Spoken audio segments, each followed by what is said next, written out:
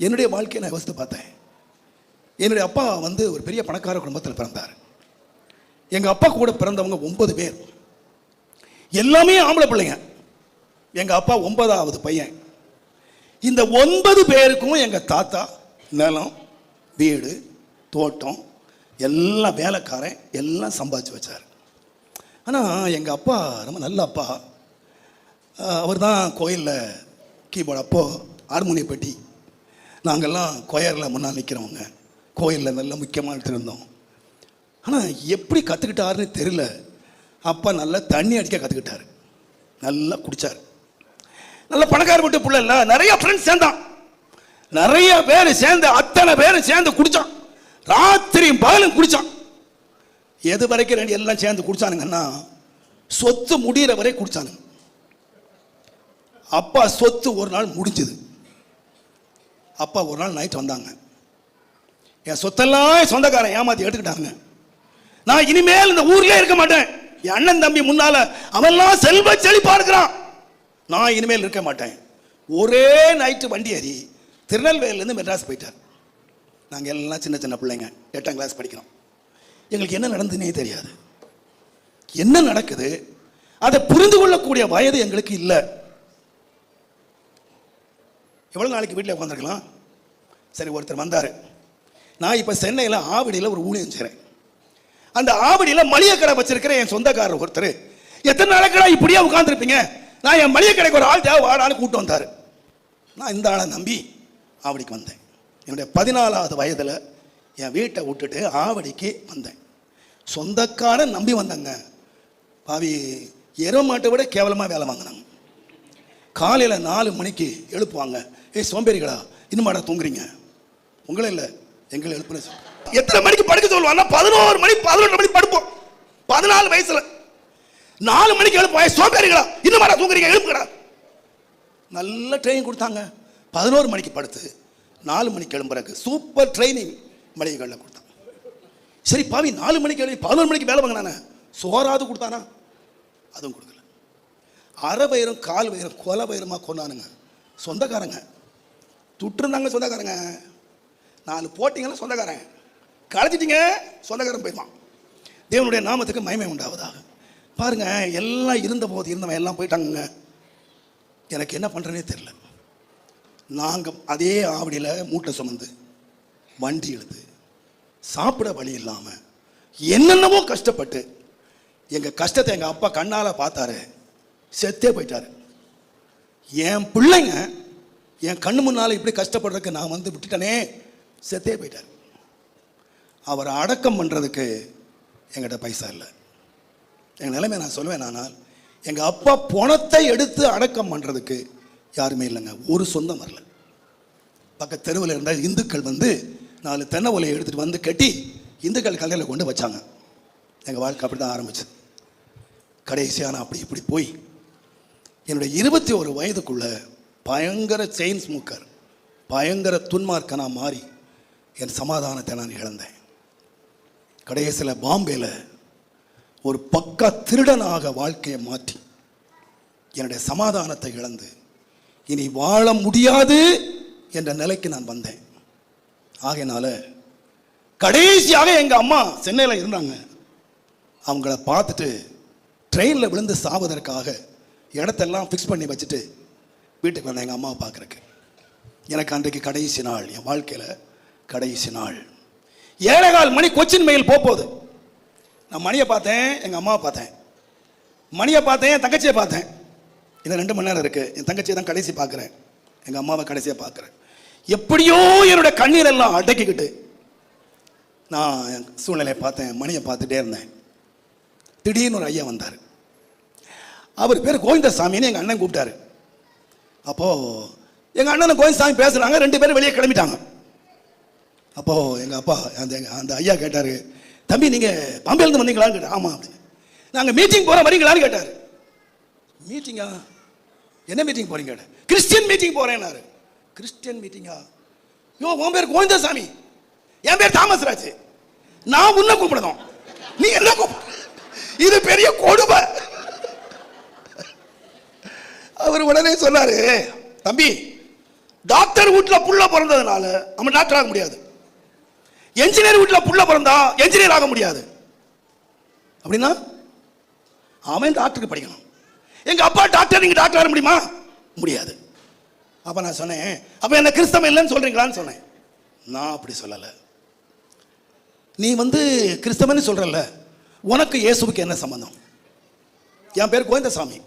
எனக்கும் இயேசுவுக்கு என்ன சம்பந்தம் நான் சொல்லுவேன். உனக்கு இயேசுக்கு என்ன சம்பந்தம்? 2 பேரும் பேசிக்கிட்டோம். இனி இவரை மேற்கொள்ள முடியாதுன்னு தெரிஞ்சது. இப்போ நான் கேட்டேன், சரி எத்தனை மணிக்கு கூட்ட முடியும்னு கேட்டேன். கரெக்டாக 8 மணிக்கு முடியும்னாரு. மணியை பார்த்தேன், ஓ இப்போ 7:15 ட்ரெயின் போயிடும். சரி 10:15 பெங்களூர் மெயில் இருக்கு. சரி பார்த்துக்கலாம். அன்றைக்கு என்னுடைய வாழ்க்கையை முடிச்சிடணும் தீர்மானிச்சிட்டேன். சரி போங்க நான் வரேன். கோவிந்தசாமி பைபிள் எடுத்து வந்தார். நீங்க எல்லாம் பைபிள் எடுத்து வந்திருக்கீங்களா? நான் முதல் இந்த மாதிரி இந்த ஐயா உட்கார்ந்துருக்காரு, முன் வரிசையில் தான் உட்கார்ந்தேன். அந்த ஆள் கூப்பிட்டு கூட முன்ன வரிசையில் உட்கார்ந்தார். ஃபர்ஸ்ட் உள்ள வரும்போதே முன்னால உட்கார்ந்தேன். இன்றைக்கு வரைக்கும் முன்னால உட்கார்ந்துருக்கேன். இடத்தையே மாத்தல. எல்லாரும் பைபிள் கொண்டாங்க. மற்றவங்களை என்ன கொண்டாங்களோ தெரியாது. நான் ஒருத்தன் 20 ஃபில்டர் சிகரெட் கொண்டு வந்தேன். 20 சிகரெட்டை மடியில் கட்டிட்டு என்னுடைய 21 வயதில் I M A chain smoker. எனக்கு அதுதாங்க சமாதானமாக இருந்துச்சு. அதுதான் எனக்கு இணைப்பாதலாக இருந்துச்சு. உன்னை வச்சு உன்னை எடுத்து போட்டு அதுதான் எனக்கு சமாதானமாக இருந்துச்சு. சிகரெட்டு குடிக்கிற போட்டியில் நான் 1966ஆம் ஆண்டில் வின்னர். என்கிட்ட தோத்து போயிட்டான் சிகரெட்டு குடிக்கிறவன். உன் கூட குடிச்சா செத்து போயிருவேன் அப்படின்னு ஓடிய போயிட்டான். 100 ரூபாய் கொடுத்தான். 66லயே 10 பரிசா 100 ரூபாய் சிகரெட் குடிக்கல பெற்றவன். 20 சிகரெட்டோட உட்காந்துங்க. அந்த கர்த்தருடைய வசனம் எனக்கு நேராக வந்துச்சு. கர்த்தருடைய வார்த்தையை நான் கேட்டேன். என்னுடைய இருதயத்தை ஆண்டவர் உடைச்சார். என்னை கர்த்தர் நொறுக்கினார். நான் வெளியே போய் சொன்னேன், நான் இதுவரைக்கும் ஒரு கிறிஸ்தவன், கோயரில் லீடர், என்னெல்லாமோ இருந்தவன். ஆனால் இதுவரைக்கும் நான் கேள்விப்பட்ட இயேசு வேற, இன்றைக்கு நான் கேள்விப்படுகிற இயேசு வேற. இந்த இயேசுதான் மெய்யான இயேசுவா இருப்பார். ஆனால் இன்றைக்கு இந்த சிகரெட்ல இருந்து எனக்கு விடுதலை வேணும். நான் சொல்லுவேன், அந்த சிகரெட்டை கிழிச்சேன், தூக்கி தூர போட்டேன். என்ன மாதிரி அண்ணாச்சிங்க யாராவது வந்திருந்தா முதல்ல இப்பவே கிழிச்சு போட்டுரு. தேவனுடைய நாமத்துக்கு மகிமை உண்டாவதா. அந்த கிழிச்சு போட்டு வீட்டுக்கு போனேங்க. என் லைஃப்ல அன்றைக்கு தாங்க நான் சமாதானமா தூங்கினேன், நிம்மதியா தூங்கினேங்க. என் வாழ்க்கையில விவரம் அறிந்து 21 வயதுல என் சமாதானத்தை நான் பெற்றேன். கர்த்தர் என்னை ஒரு பெரிய பரிசுத்தமான இடத்துல நடத்தினாரு. அந்த மனுஷன் என்ன உடம்பிட்டு நடத்தினாரு, சிட்சித்து நடத்தினாரு, மிக கடுமையாக வசனத்தில் நடத்தினாரு, சமாதானத்தின் பாதையில் நடத்தினாரு. என்னுடைய 28வது வயதுல தேவனுடைய நாமத்துக்கு மகிமை உண்டாவதாக. நான் இதே உங்களுடைய மதுரை பக்கத்தில் மணப்பாறையில் கர்த்தர் எனக்கு அருமையான மனைவியை கொடுத்து நாங்கள் 2 பேரும் எந்த ஆவடியில் மூட்டை சுமந்தேனோ அதே ஆவடி கண்ட ஒழித்து கொண்டு வந்தார். கர்த்தர் என்னை எங்கேயுமே கொண்டு போகலங்க. என் எஜமான்களுக்கு முன்னால, என்னை வேலை வாங்கினவனுக்கு முன்னால, எனக்கு சாப்பாடு கொடுக்க முன்னால, அவங்க முன்னால என்ன ஒழித்து கொண்டு போனார். என்னுடைய சமாதானத்தை, நான் பெற்ற சமாதானத்தை பெறணும் அப்படிங்கிறதுக்காக அந்த சமாதானத்தை இந்த ஆவடியில் நான் பிரசங்கம் பண்ணினேன். கர்த்தருடைய நாமத்துக்கு மகிமை உண்டாவதாக. வேற எதையுமே பிரசங்கம் பண்ணலைங்க. சமாதானம் கர்த்தருடைய வசனத்தில் இருக்குங்கிறத, அந்த சமாதான வசனத்தை நான் பிரசங்கம் பண்ண ஆரம்பித்தேன். இன்றைக்கு அதே ஆவடியில் 47 ஆண்டுகளாக நான் ஊழியம் செய்கிறேன். எங்கள் சபையை நாங்கள் 7 முறை இடித்து கட்டிட்டோம், கட்டிக்கிட்டே இருக்கிறோம். எங்க சபை பெருகிட்டே இருக்கு. எங்க சபையில் உள்ள விசுவாசிகளை காட்டிலும் உலகத்தின் பல பகுதிகளிலே பார்த்து கொண்டிருக்கிறவர்கள் பல லட்சக்கணக்கான மக்கள். அவருடைய கண்ணீரின் செய்திகளை நாங்கள் கேள்விப்படுகிறோம். தேவன் ஒன்றும் இல்லாமல் மரணத்து குறிக்கப்பட்ட எங்களை பெருக பண்ணினார். இதற்கு அடிப்படை எங்க தெரியுமா? பீஸ். நான் தாழ்மையாய் சொல்லுவேன், சீக்கிரமாக எங்கள் ஆவடியிலே நாங்கள் ஒரு ஆலயத்தை கட்டப் போகிறோம். 4.5 வருஷமாக பெர்மிஷனுக்காக சிஎம்டிஏல அலைந்து கொண்டு கிடக்கிறோம். கலெக்டர் உத்தரவு கொடுத்தும் இன்னும் சிஎம்டிஏல இருந்து போன வாரம் தான் கையெழுத்தாகி, நான் நினைக்கிறேன் இந்த போன உடனே அதை வாங்குவேன்னு நினைக்கிறேன். ஆர்டரை வாங்கவே நினைக்கிறேன். அவங்க சொன்னாங்க இந்த கண்டிப்பா நீங்க இருக்கணும்னு சொன்னாங்க. நான் சொன்னேன் கண்டிப்பா கர்மேலுக்கு போகணும், வந்துட்டேன்.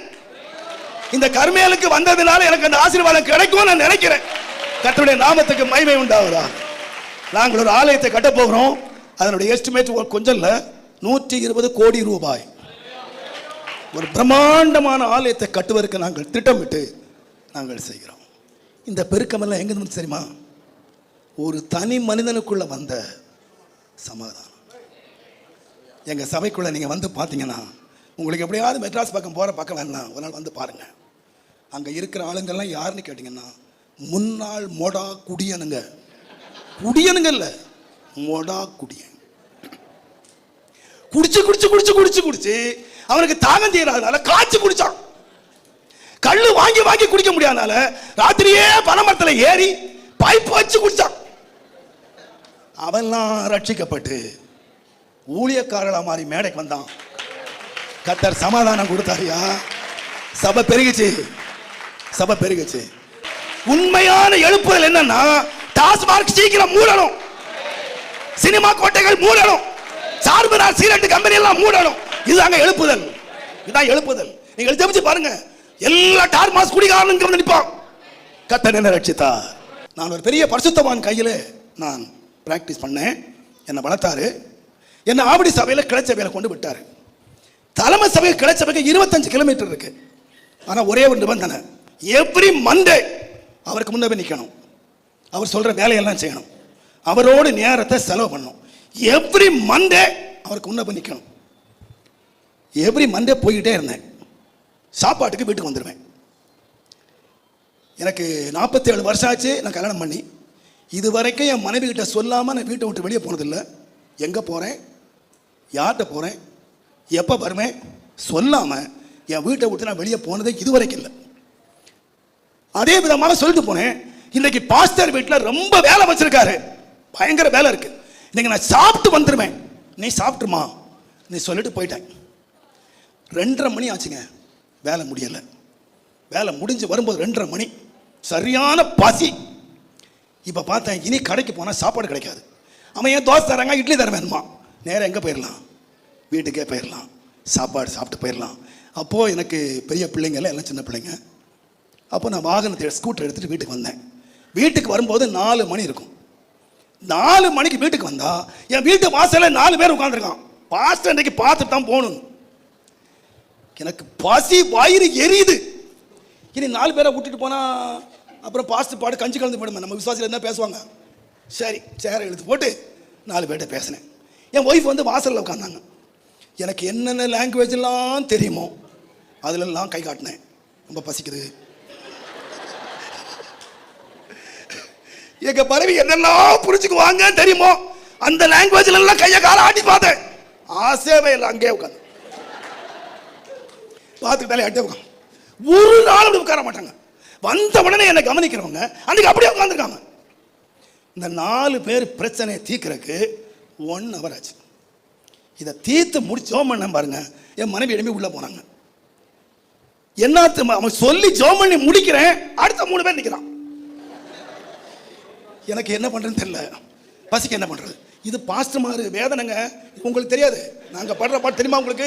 நீங்க நினைச்சுக்கிட்டு இருக்கீங்க நாங்க வச்சிருக்கிற காரையும் நாங்க வச்சிருக்க வீட்டை தான் பாக்குறீங்க. இந்த மாதிரி நாங்க டெய்லி சாவுறது உங்களுக்கு தெரியாது.